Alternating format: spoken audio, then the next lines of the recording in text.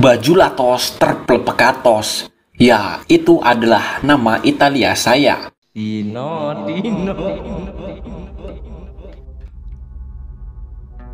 Berkisah tentang begitu menyeramkannya ilmu hitam tanah Jawa, di mana ada dua keluarga sultan di Jawa Timur, yaitu keluarga Kuncoro dan Atmojo. Bukannya adu investasi atau mekanik herek, mereka di sini malah adu santet. Keluarga Atmojo sendiri telah mengirim santet Janur Ireng, di mana reaksi santet ini adalah salah satu keluarga bisa meninggoy secara bersamaan.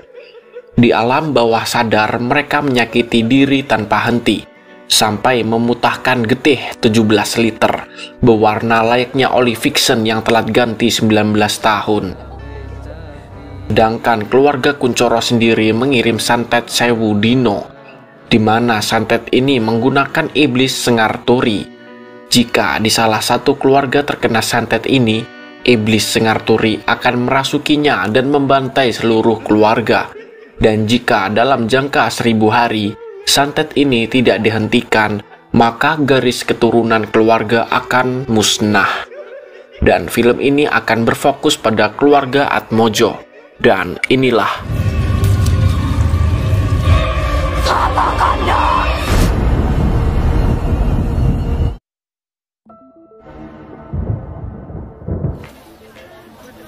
pada tahun 2003 terlihat gadis muda dan cantik bernama Sri Rahayu yang tengah berbelanja. Ia sendiri adalah seorang pelayan di sebuah warteg di pinggir kota. Sri sendiri adalah tipikal orang yang rajin dan tekun. Namun di sisi lain, ekonomi yang sedang hancur karena sang ayah sakit berat membuat nekat berhutang pada bosnya. Namun bosnya juga sedang kusut, lantaran sang bos harus membeli keperluan anaknya yang baru saja sekolah. Sang bos memberi sebuah brosur berisi lowongan pekerjaan di keluarga Tajir Atmojo dengan gaji 10 juta di tahun 2003. Sangatlah besar di era itu.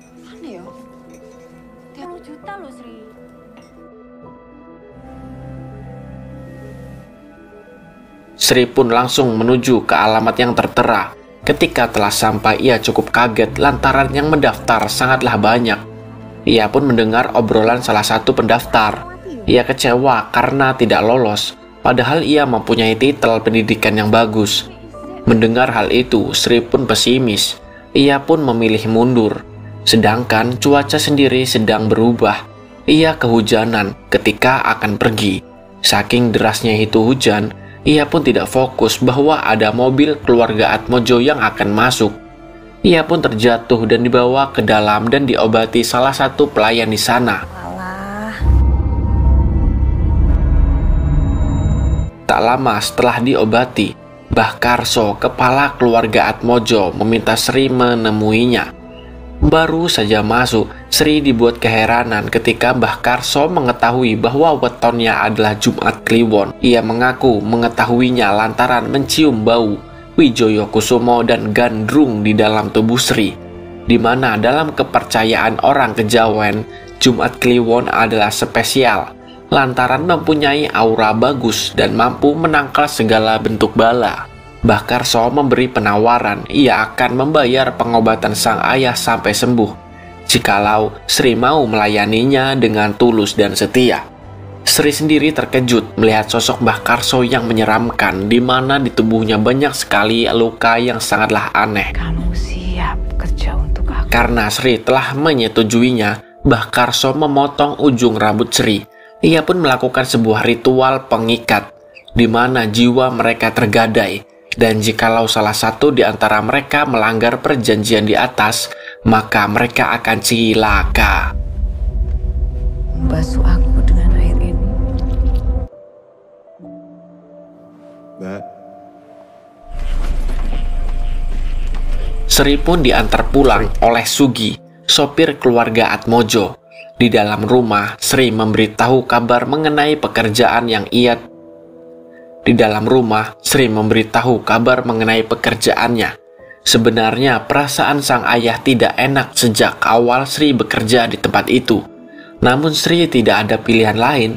Dulu adiknya tiada karena telah diobati. Ia tidak mau jika hal itu terulang kembali pada ayahnya. Ayahnya pun mengizinkan dengan syarat ia harus bekerja dengan baik dan hati-hati. Ya wis, Bapak pesan jaga diri.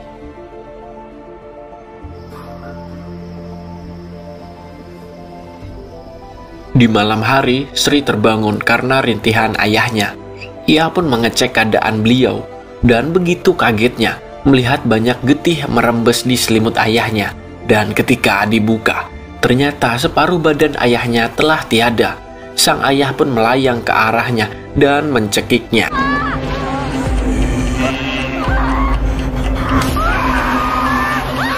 Ya, itu hanya bunga tidur semata. Di sisi lain, Sri heran ada tanda aneh di tangannya yang timbul secara tiba-tiba. Entah dari mana asalnya. Tidak lama setelah itu, Sri pun akan pergi bekerja. Ia pun dijemput oleh Sugi, dan rupanya sudah ada 2 orang lainnya yang telah berada di dalam mobil. Mereka adalah Erna dan Tiwi. Tenang aja. Rupanya mereka mempunyai tanda yang sama juga seperti Sri. Udah melakukan yang sama pada kamu juga. Di dalam perjalanan, Sri dan Erna terbangun karena jalan yang berlubang. Rasa kebingungan muncul ketika mengetahui bahwa mereka kenapa dibawa ke tengah hutan dan bukan ke rumah Mbah Karso, dan mereka merasa semakin aneh ketika melihat Sugi sedang melakukan ritual dan menaruh sesajen di bawah payung mayit.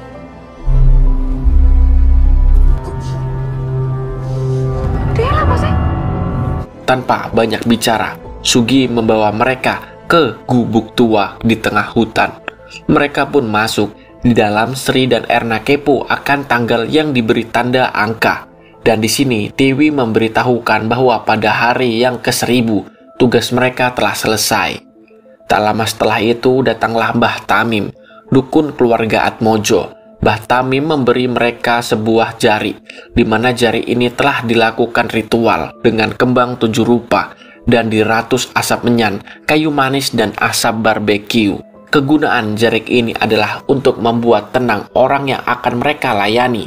Alan Bundoko kalian basahi air kembang 7 rupa diratus asap menyan kayu pendono.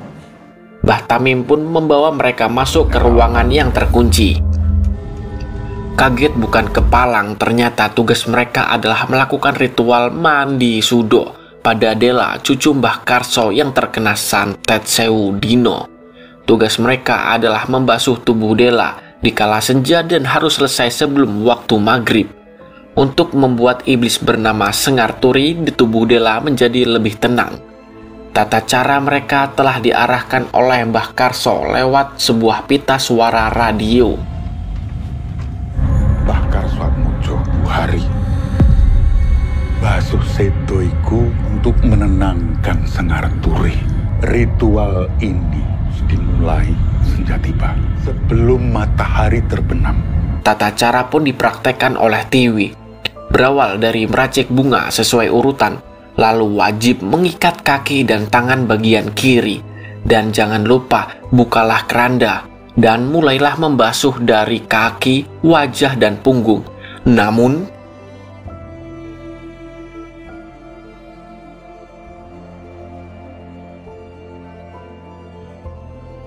entah ritual apa yang terlewat, iblis itu merajuk dengan mata anaconda dan gigi megalodon. Ia menggigit brutal tangan Tiwi. Untung saja ada Mbah Karso yang menenangkannya dengan jampi-jampi. Sambil komat kami mulut tebah dukun baca mantra. Sri dan Erna yang ketakutan langsung pergi. Mereka tidak mau bekerja seperti ini dengan bayaran berapapun. Namun tiba-tiba hidung mereka berdarah. Mereka pun pingsan di area payung mayat tempat ritual Sugi tadi. Mereka pun dibawa kembali. Di sini mereka dijelaskan bahwa area ini telah dipagari secara gaib agar Dela tidak bisa keluar, termasuk mereka semua yang sebelumnya telah menyetujui perjanjian dengan Mbah Karso di saat tes wawancara. Tugas mereka di sini hanya 4 hari sampai hari ke-1000 telah tiba.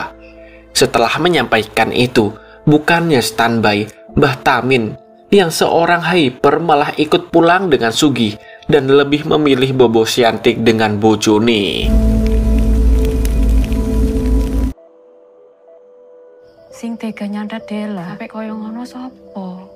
Keluarga Atmojo iku musuhe wakeh. Untuk mengisi kesepian, Tiwi menjawab pertanyaan Erna mengenai Dela, di mana keluarga Atmojo telah disantet musuhnya. Dela sendiri kerasukan iblis Sengarturi dan membantai habis keluarganya. Dan ketika Mbah Karso akan dihabiskan, iblis itu bisa dihentikan beberapa saat. Dan ritual Basusedo adalah satu-satunya cara yang bisa membuat Sengarturi tenang dan terkendali. Dela berhasil dikerangkeng sebelum bunuh Mbah Karso. Tapi iku sebelum ono ritual Basusedo. Sejak dibasu, Dela dan Sengarturi wes iso dikendalikan. Pagi hari di hari ke-997, rutinitas pagi pun berjalan. Di sini Sri mendengar suara Dela yang meminta tolong padanya. Sontak ia pun melaporkan pada Tiwi perihal tersebut. Tiwi meminta untuk tidak ditanggapi karena itu adalah tipuan Sengarturi. Dan senja ini Tiwi meminta Erna yang membasuh tubuh Dela. Asal ia tenang dan sesuai arahan dalam rekaman, insya Allah semua berjalan terkendali. Ojo salah yo.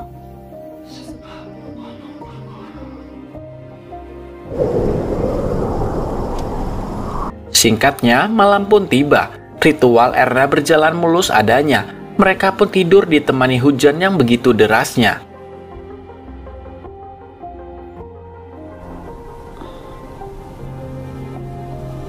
Kejadian aneh dialami Sri, di mana ia terbangun di dalam liang besar di tengah kebun tebu. Ia pun menyusuri jalan keluar, namun ia malah menemukan sebuah gubuk di tengah kebun. Dan ia mendengar suara seperti suara Dela. Ia coba mendekati, dan tiba-tiba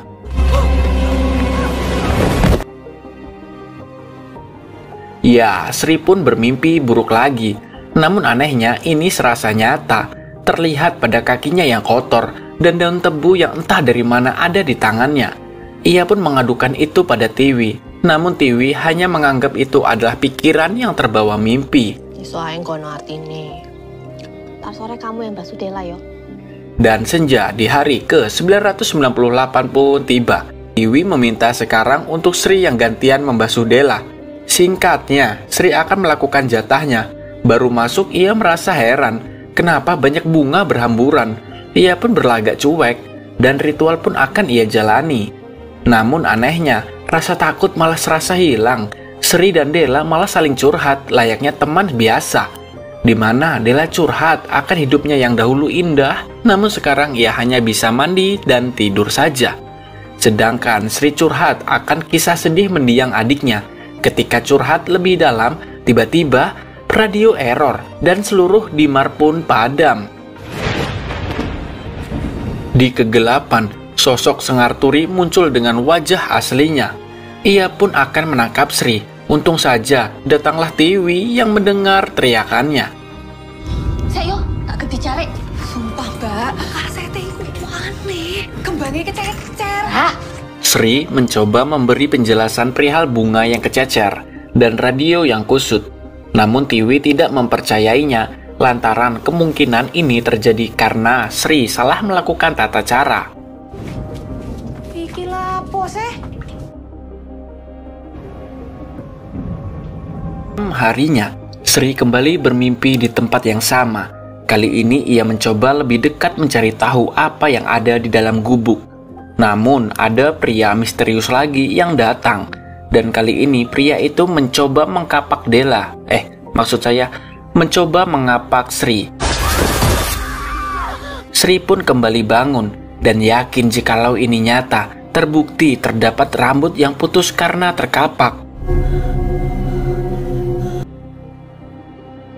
Nanti tak ceritani, Mbah. Tak lama setelah itu datanglah Mbah Tamim dan Sugi. Mereka datang membawa perbekalan untuk mereka.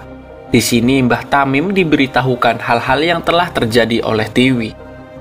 Di sisi lain, Sugi menggali liang besar, entah apa kegunaan liang itu. Tak lama setelah itu, Sri menyampaikan mimpinya.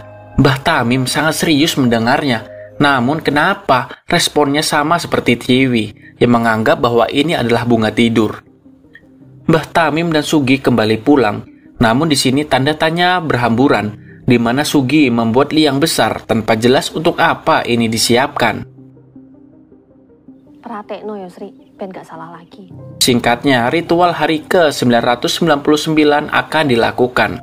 Sri diminta mengulangi ritual kemarin, dan kali ini Tiwi menemaninya. Keanehan demi keanehan hadir dalam ritual ini.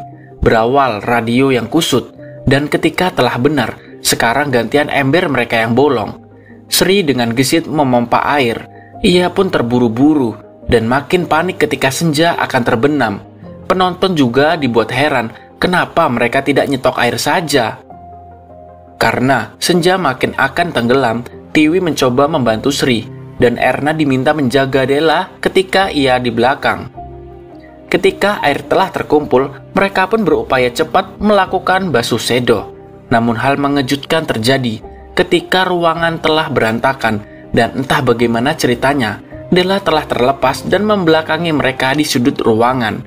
Lagi dan lagi, lilin kembali padam, dan lagi dan lagi, lili kembali padam, dan tiba-tiba Erna pun datang mencoba menyelamatkan mereka, namun ia malah menjadi sasaran Sengar Turi. Sengar Turi pun berteriak, "Ah, Jumat Kliwon!"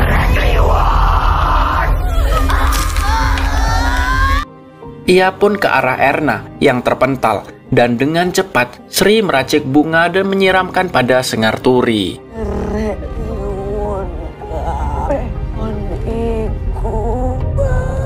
Soingkunyo, iku sebab ono perkara. Imu sabab aku ngati nang doro.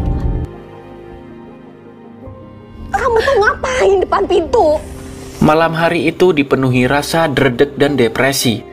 Akhirnya Tiwi menceritakan kisah sebelumnya, di mana sebelum kedatangan Sri dan Erna, dulu ada temannya yang melakukan kesalahan, di mana tidak melakukan ritual secara lengkap. Alhasil, insiden awal video tadi pun terjadi. Ia meminta pada Sri dan Erna percaya dan yakin, karena tugas mereka tersisa 1 hari saja, dan mereka bisa pulang dan membawa uang besar untuk keluarga. Aku sampai gak peduli karo bojoku, anakku. Di hari ke-1000, pagi hari rutinitas mandi dan gosok gigi terhenti, apalagi merapikan tempat tidur. Mereka syok mengetahui gembok kamar Della telah terbuka, dan kagetnya mereka ketika kamar sudah berantakan dan Della kabur menjebol jendela. Mereka semua membagi tugas untuk menjaga dan menancapkan payung mayat yang terjatuh, karena ini adalah pagar goib dan Della tidak bisa keluar. Tiwi sendiri telah langsung menancapkan salah satu payung yang sedang terjatuh. Namun setelah itu,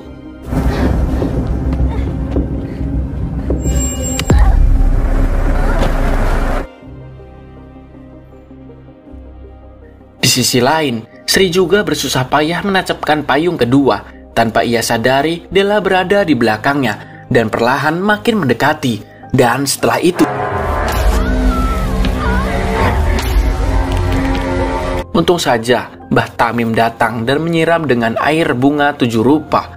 Della pun langsung ia ikat, namun dari belakang Erna malah menyerangnya. Dan entah apa, ia malah melepas tali Della dan menyerang Sri yang mencoba menghentikannya. Ternyata Erna ini adalah impostor. Ia berucap bahwa semua ini karena Mbah Karso yang memulai perang terlebih dahulu. Ia pun mencoba membunuh Sri. Sri berusaha membela diri, dan akhirnya Erna terjatuh dan tertancap batang tajam.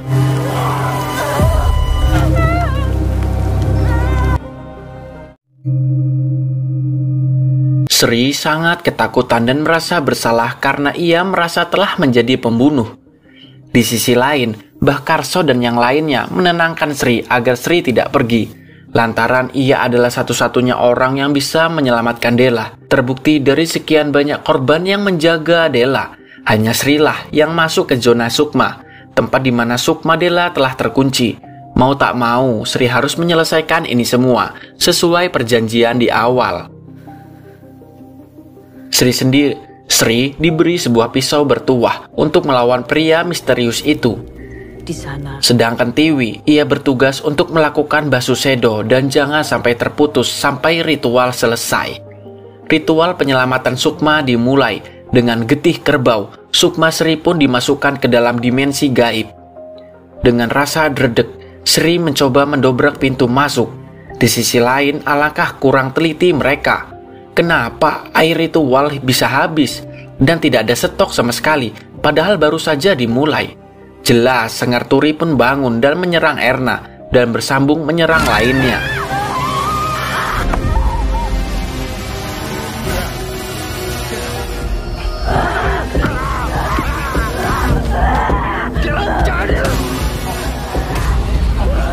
Sedangkan Sri, ia pun selangkah lagi masuk ke kamar Erna. Namun pria itu datang lagi dan menyerangnya. Dengan sangu sebuah pisau kecil, ia mampu membuat pria itu terjatuh dengan tusukan-tusukan manja. Sri pun masuk, membawa Erna keluar dari dalam selambu. Kon siap mati nang tangan ibumu. Di dunia nyata, nyawa Mbah Karso berada di ujung tanduk. Ia pun mengucapkan sebuah mantra, dan seketika Sengarturi menjadi tak berdaya. Saudariku.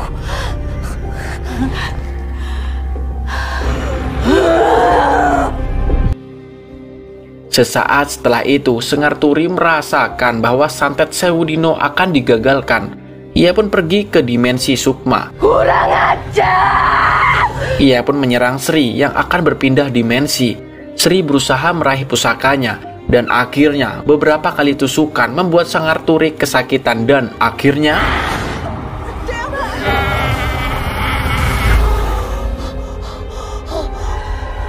Sri pun berhasil menyelesaikan misinya. Singkatnya, Mbah Karso pun memberikan hak Sri sesuai perjanjian. Di sini, Sri bertanya tentang kebenaran Mbah Karso yang memulai ini semua. Mbah Karso yang judes pun berkata bahwa ada pepatah mengatakan, semakin sedikit yang kamu tahu, maka semakin baik juga bagi keselamatanmu. Mendengar jawaban itu, Sri pun merasa berat menerima uang itu, dan ia memilih pulang tanpa harus membawa uang yang dinilainya kurang baik. Di dalam perjalanan pulang, Sugi membenarkan cara Sri memulangkan uang itu, karena jika Sri menerima uang itu, ia akan terikat seperti dirinya. Namun Sri harus hati-hati, Mbah Karso pasti akan memaksa Sri menerima uang itu. Dan film pun selesai. Jujur ya, sebenarnya nih Mimin takut melihat film horor, apalagi film Indonesia yang jump scare-nya itu loh bikin senam jantung. Ya gimana menurut kalian? Kalian kalau kayak gini setuju nggak kalau Mimin up alur film horor lagi? Kalau setuju, beri komentar ya. Oke deh, sampai jumpa ya. Dan jangan lupa untuk bersenang-senang.